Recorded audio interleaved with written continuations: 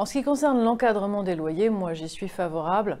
L'encadrement des loyers, ça veut juste dire que les loyers ne peuvent pas augmenter de façon exponentielle dans les marchés dans lesquels il y a un écart très important entre l'offre et la demande. Donc, éviter les abus. Ouais. Pour éviter les abus et éviter les bulles en fait, de croissance qui s'auto-alimentent. Je ne suis pas sûre que ce soit ça qui vraiment décourage les propriétaires de mettre en location dans ces grandes villes. Et par ailleurs, c'est une expérimentation qui sera évaluée à Paris, à Lille et pour les métropoles qui rentrent, vous les avez citées, Montpellier, Bordeaux, Lyon.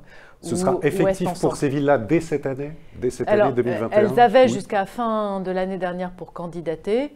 Ensuite, il faut qu'on analyse leur dossier de candidature parce qu'il y a un certain nombre de critères assez stricts. Et donc, elles vont être autorisées progressivement les unes après les autres si elles remplissent les critères. Donc oui, au courant du premier semestre de cette année. Après, sur les plateformes, je pense que le sujet, c'est pas tellement les personnes qui mettent en location leur résidence principale de façon ponctuelle pour un week-end, pour quelques jours, quand les gens s'absentent. C'est le fait qu'on ait finalement des biens qui soient devenus de la location professionnelle de très courte durée. Et ça, la loi Elan a permis pas mal d'encadrement qui est en train d'être mis en place. Et donc, je pense que les décrets d'application de la loi Elan, là-dessus, qui sont en train de sortir, et l'application de ces décrets par les grandes plateformes, ça devrait vraiment permettre de régler le problème pour ne pas avoir artificiellement un marché immobilier dans lequel il y a des biens qui ne vont que à la location de très courte durée, alors que c'est des biens qui ne sont jamais occupés par leurs propriétaires et qui devraient être loués normalement à des salariés, à des étudiants ou autres. Mais donc, a priori, vous n'êtes pas pour modifier, en tout cas les règles pour l'instant, des 120 jours pour la résidence principale, la possibilité de le mettre en location, son logement. Vous ne souhaitez pas changer en fait, certains 120 pays jours, c'est pour la résidence principale. Oui, oui.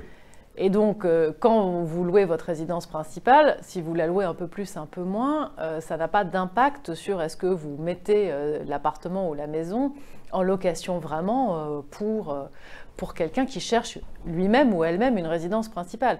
Le sujet, c'est la sortie du marché de biens qui devraient être loués classiquement et qui sont loués en multitude de locations de courte durée. Et ça, les règles déjà mises en place par la loi Elan, il manquait des décrets qui sont en train de sortir, je pense, si les plateformes les appliquent, sont de nature à régler le problème. Donc je pense que les 120 jours, ce n'est pas la vraie question posée sur ces plateformes. Mais l'une des réponses, ça devait être le bail mobilité. Et en fait, on se rend compte que ça ne fonctionne pas, ça ne marche pas, ce bail mobilité. Peut-être qu'il n'est pas assez connu, ce bail mobilité, et donc il faut en faire plus la promotion. Mais après, c'est aussi la restriction du fait qu'on n'est pas censé louer en Airbnb ou autre équivalent une résidence secondaire en multipliant. En tout cas, un certain nombre de villes ont réglementé là-dessus et il faut que cette réglementation s'applique.